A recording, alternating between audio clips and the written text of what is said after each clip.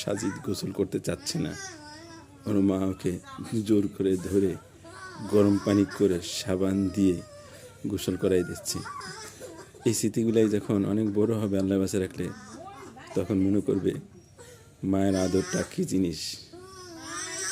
তাই স্মৃতিস্বরূপ রেখে দিলাম ভিডিওটা।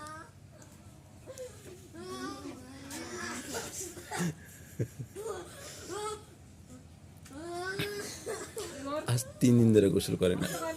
এটা কোনো বাবা মা সহ্য করতে পারে? কেউ সহ্য করতে মানে কি সম্ভব? সম্ভব না। কাঁদতেছে।